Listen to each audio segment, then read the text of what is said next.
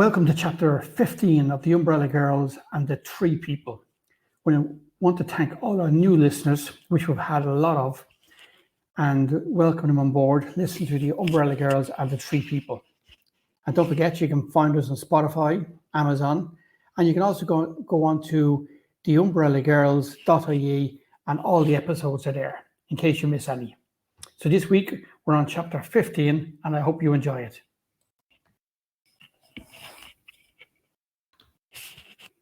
Even though the girls were traveling on a hard tortoise, it was actually very comfortable. The Umbrella Girls expected to have sore backsides while sitting on something that looked so hard. But that wasn't happening, which was brilliant. Also, they were laughing and pointing out all the weird animals and insects that they were seeing as they walked along. There were small ones and large ones that had different colours all over their bodies. It was like a colourful butterfly that had flown over every field and dropped all their wing colours onto other things that moved below. And everything seemed so friendly. And all the animals seemed very happy, and they all seemed to be enjoying themselves. They did notice that in some fields there was very little grass and no flowers and no insects or any animals. And when they asked Salas about it, all he said was, "That field has yet to grow." The girls seemed to be travelling for a long time. But the longer they travelled, the hills never seemed to get nearer. They always seemed to be the same distance away. However, after about 3.5 hours, all of a sudden, the hills were there, right beside them, within touching distance.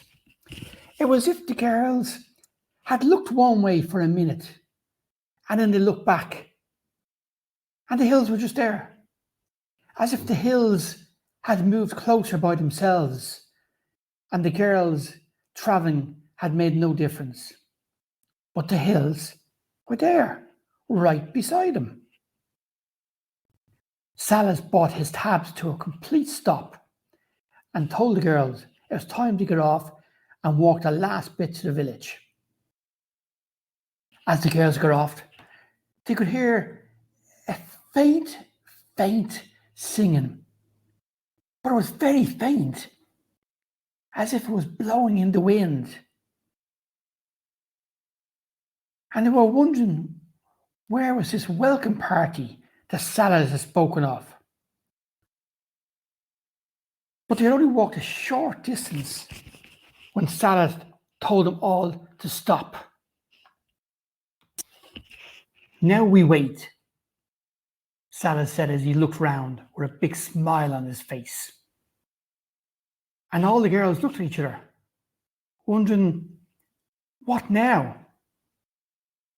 "Salas, what are we waiting on?" Jojo asked him. But his answer was very confusing.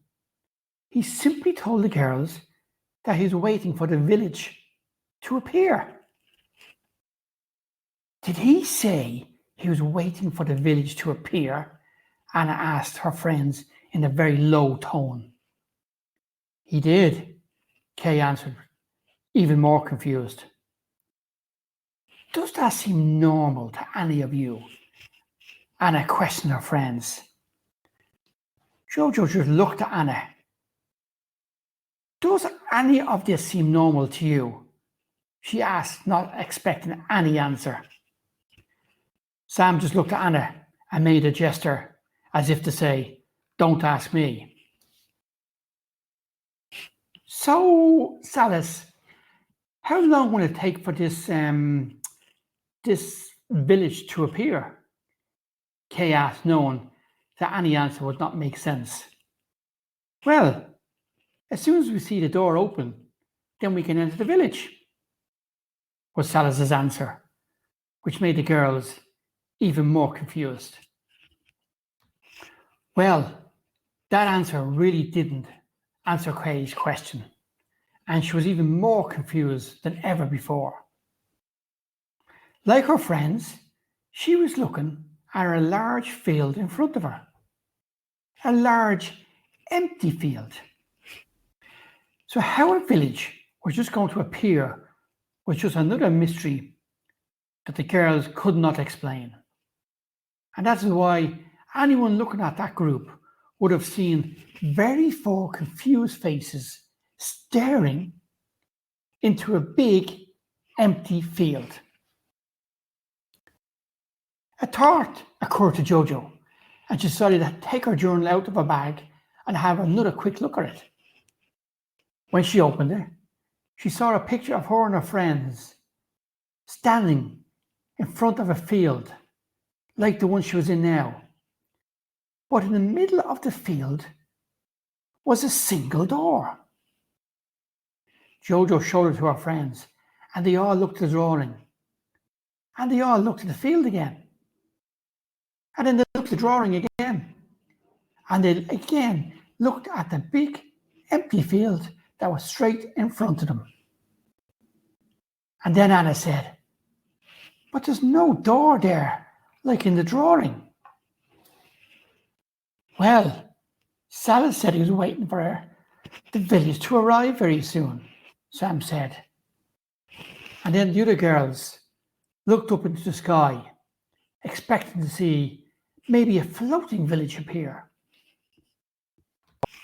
"What is that darkness there?"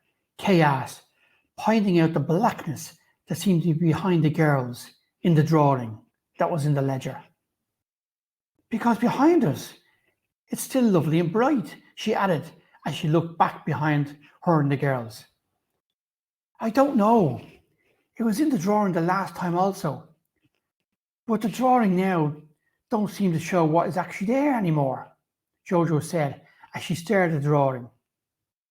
"Even the door is not here," she added. Jojo, Anna said as she tugged on Jojo's arm. Jojo. But Jojo was still just staring at the ledger, trying to figure out why were things now appearing in the ledger that went actually here. "Jojo, you're wrong," Anna said as she pointed ahead. All the girls now looked up to follow what Anna was pointing at. And there, in the middle of the field, was a door. No frame, or wall, or roof. Just a single door. It wasn't even a fancy door.